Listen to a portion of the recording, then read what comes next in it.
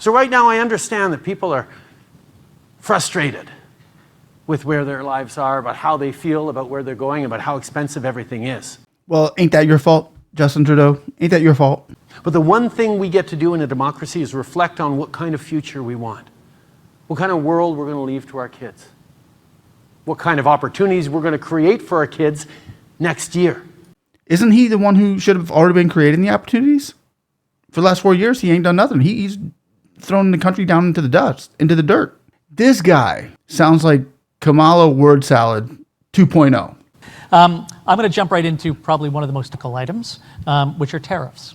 And that if tariffs are imposed, how can we adapt? Well, first of all, let's not kid ourselves any way, shape, or form. 25% tariffs on everything going to the United States would be devastating for the Canadian economy. But we know a few things about Donald Trump. First of all, we know that when he says these things, he means them. And one of the most important things for us to do is not to freak out, not to panic.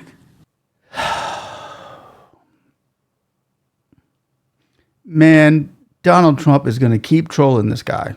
His time's expired. His time's expired. Here's what Trump literally was just trolling him on the airplane. Like on open camera, Trump is just trolling him. Watch this. Sign outside. I gotcha. It was fire. It was. Will you put it up on my side? You want to do it? Yeah. Good. All right. Well, let me get the rally No, out. do it now. Yeah? Do it. Get it up. He's trolling Trudeau like he is just wanting to cyberbully the Prime Minister of Canada because he can. Because he has no respect for him whatsoever. Has anybody read what Trump has put on his website lately? Look at this. Trump standing next to the Canadian flag and Trudeau standing on a cliff on a mountain next to the pride flag. I mean, it kind of explains the situation as we know it. And you might think that the Canadians are mad at Trump for this. But from what I've read on Twitter, the Canadians are kind of excited. Like, here's a Canadian right here. The Sean Newman podcast. Sean Newman says, Trudeau just got owned by Trump. 4 days after Canada was threatened with tariffs, our fearless leader was begging for mercy at Mar-a-Lago. Here's how Trump did more for Canada in 5 minutes than Trudeau has in 9 years. So they're literally saying, go Trump, go. The Canadians, go Trump, go. They're ready for Trudeau to get out of there. They're tired of this establishment. They're tired of what Trudeau has been doing and what's been going on. And Trump literally called out Trudeau. And tonight we're getting some new details about that Trump-Trudeau dinner from two people who were at the table. We are told that when Trudeau told President-elect Trump that new tariffs would kill the Canadian economy, Trump joked to him that if Canada can't survive without ripping off the U.S. to the tune of $100 billion a year, then maybe Canada should become the 51st state and Trudeau could become its governor. Brett. But what would that look like? Canada, 51st state. What would the United States look like? It would look something like this. There it is. The 51st state as Canada. That's a weird looking country. That's what the United States would look like. I don't like it. We'll just keep it. We don't want Canada for a 51st state. That's okay. Love the people, but don't like that logo. Just doesn't look right. Sharing a post. He trolled him here. He shared a post calling Justin Trudeau the governor of the great state of Canada while discussing their talks on tariffs. And here's the post right here that Donald Trump really hit him hard with after he was at Mar-a-Lago. He said, "It was a pleasure to have dinner the other night with Governor Justin Trudeau of the great state of Canada. I look forward to seeing the governor again soon so that we may continue our in-depth talks on tariffs and trade, the result of which will be truly spectacular for all. Donald J. Trump." So Donald Trump is sitting there at dinner with Trudeau telling him, if you guys are going to be ripping us off for that much money, we'll just make you a state. You'll be our 51st state and you'll be the governor. That's how it's going to work. Trudeau is scared to death. Trudeau knows it's over. He's walking on eggshells. He knows it's over. He knows it's done. And let me show you this little clip of O'Leary and how O'Leary felt about that situation as well. Trudeau is at the end of his time. It's a parliamentary system. He's hated by his own people. He's got a few months left. Trump will not be negotiating with him. He's gone. This is like the end of the parliamentary system, like Britain. A few months ago, they whacked their PM. Trudeau he's irrelevant. So now Trump should actually bring down the prime minister in waiting, a guy named Pierre Poilievre.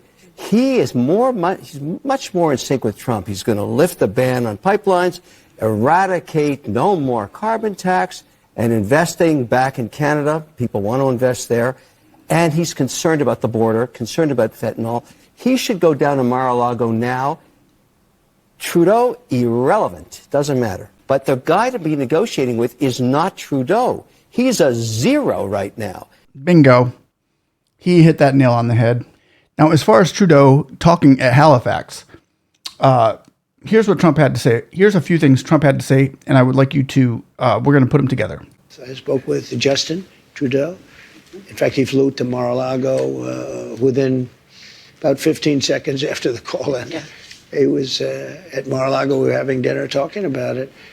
I said, you have to close up your borders because they're coming in the northern border, too, a lot. Not like the southern border, but they're coming in the Canadian border a lot. And drugs are pouring in. Almost as importantly, drugs are pouring in. Maybe more importantly, drugs are pouring in at levels never seen before. 10 times what we had. They're just pouring in. We can't have open borders. And I said to the president of Mexico and to Justin Trudeau, if it doesn't stop, I'm going to put tariffs on your country at about 25%. That's a very substantial tariff. So as we hear that, we hear Justin Trudeau talk about the tariffs and all of that other stuff within this message at Halifax. But he also mentioned, oh yeah, we need to close up our borders. Now, you see, when Biden was president, he never mentioned that. No, open borders, fine. We need to let everybody in that we can. We need the workers. We need that workforce. But now he's changed his tune. Now he's ready to close his borders for some odd reason. Not because it's the right thing to do, but that's the only way people will now vote for him if he starts doing what Trump tells him to do. Not the way you want to see your leader operating by having to be at the mercy of another leader. If I was America, I wouldn't want to see China telling us what to do, or anybody telling us what to do, or Canada telling us what to do. But we apparently are doing that. Trump is doing that with Canada, and he's also doing that with France. Now, knowing that, yes, these would be absolutely devastating means we have to take them seriously, but it does mean we have to be thoughtful and strategic. Not go around making our opponent's arguments for him, but making our arguments in a significant and united way. So I'm just wondering, given that the Liberal Party didn't do very well in Nova Scotia in the most recent election, what does that tell you about the current voter thinking about the carbon tax? It says a lot about the disconnect between what people perceive of as good policy versus what they perceive of as good politics. There are lots of things out there that seem very, very popular to do politically, and people are falling over themselves to try and do them. And we only need to look south of the border to know that very popular policy is sometimes not very good policy. Somebody fill me in. What's he mean by that? He's just mad that Trump is here. That's what he's saying. He's saying, look south of the border, where politics beat policies. Well, that doesn't make sense because Trump was all about policies. Biden and Harris were all about politics. And that's what Trudeau is. He's a politician, a polished politician. We know that.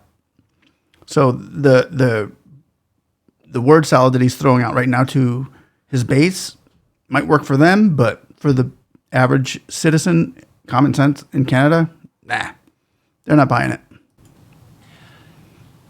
We know, we're here for some of the extreme weather events, whether it's fires or more intense hurricanes that you've had over the past few years. We know that there is an absolute unavoidable cost around climate change. Time out. One of the most urgent tasks, not only for our movement, but for our country, is to decisively defeat the climate hysteria hoax. The ocean is rising. It's rising. It's coming. It's within 300 years, we're going to gain 1/100th of an inch in the ocean and have a little more beachfront property. It's going to be a terrible thing. No, it's a hoax. The whole thing is it's so crazy. In the meantime, our factories can't perform. They want us to use wind, intermittent wind. Darling, I'd like to watch the president tonight on television. No, you can't. The wind isn't blowing. Right? The wind isn't blowing. There's no television tonight, darling. The wind isn't blowing. And by the way, our house went down to about 30% of the value because we're near a windmill that makes a lot of noise, kills all our birds, and ruins the landscape. Other than that, it's a wonderful thing for the environment. These people are crazy. But they're radical climate people, and I don't believe they mean it. They can't mean it because it's too easy. They can't mean it. The radical left's fear-mongering about climate and our future is no longer just scaring American youth. It's destroying America's economy, weakening our society, and eviscerating our middle class. It's really hurting us. And conservative leaders, think tanks, and intellectuals must be fearless in calling out the lunacy of what you're seeing and what you're being led into. The world is not ending. Our future is not dying. We have to defeat the climate hoaxsters once and for all. You know, they said we only had 12 years to live. That was 4 years ago, remember? They said our country has 12 years. And that was like, I said, oh, what happened? What happened? They said, it's the climate. I said, really? Oh, that doesn't make sense. So that means we only have 8 years. That's ridiculous. The real problem is with nuclear weapons, we may only have 6 months. You talk about global warming, that's the real global warming, not the global warming hoax that they don't even use it anymore. They call it climate change. Remember, they used to call it global warming. The planet is warm, but that wasn't working out too well because a lot of places were extremely cool. So they were getting killed. They were getting killed. And then they changed it all of a sudden, climate change, because you can't miss on climate change. It can go up, it can go down, it can go 15 different directions. It's climate change, it's killing us. Now these people have got a lot of problems. Let me know what you think about that. But this guy, he's the hoaxer. He's the hoax. He is in on the hoax, and it's going to take everybody's money away from him, and you won't see nothing in return. We'll continue. Around the impacts of extreme weather events, on the shifts in our global ecosystems that are going to come and make everything harder for everyone over the coming decades. But every time we talk about fighting climate change, people say, oh, this is something that's going to make a difference a decade from now or 2 decades from now, and I can't pay for groceries right now. I'm worried about paying my rent right now. I'm worried about my kids' future now and next week, not 20 years from now. It'd be nice if we could do things for 20 years from now, but I need help right now. That's not a new way of thinking. That didn't get invented in the last provincial election. That's been at the core of the challenge of fighting climate change for decades. It's why we signed on to Kyoto and missed the Kyoto targets. Actually taking action on reducing emissions and fighting climate change is hard. So we looked at all the best science, all the top economists around the world who said the best way to reduce emissions is to put a price on the emissions, on the pollution, and that will encourage people to innovate, to think of ways that work for them to reduce their emissions, to create new business models, to be competitive. Is there anything you'd like to say to the audience before I say goodbye, I think, and thank some of our sponsors? Listen to this guy closely here. I noticed that you've got as much time. I'm giving you the floor to talk to your people, to the world on what you're going to do to make things better for the people of Canada. And what I heard is a Kamala Harris in a man's body word salad. I don't know. You tell me. Just roll it. Thank you for your attention today. Thank you for your thoughtfulness. I hope some of the things I said actually, pierce through the haze of challenging situations everyone's in. Canadians are fundamentally thoughtful about the kind of future we want, the kind of solutions we're going to put forward to improve our communities, to improve our neighborhoods, to build a better set of opportunities for our kids. And every election is about that as we approach what will be an election year next year. And my only request for everyone is to be really thoughtful and go into the choices you make with eyes wide open. I think there's a number of folks in different countries, and I won't point out any particular one, where folks are going to be wondering about the choice they may be made in elections. Let's not be that kind of country in Canada. Let's be deliberate about the choices we make. If we want to stop fighting climate change, if we want to re-legalize assault-style weapons, if we want to put back into question women's rights, if we want to scrap $10 a day childcare across the country and stop delivering free dental care to vulnerable seniors, then in a democracy, that's a choice people can make. Get rid of the CBC, too. That's a choice people can make. But let's take on the responsibility as electors, as thoughtful agents of change in our communities, to be smart about no matter how much we want to change, let's not fall into an easy trap of voting for change for the worse. Canadians deserve better, and I know they're going to pick it.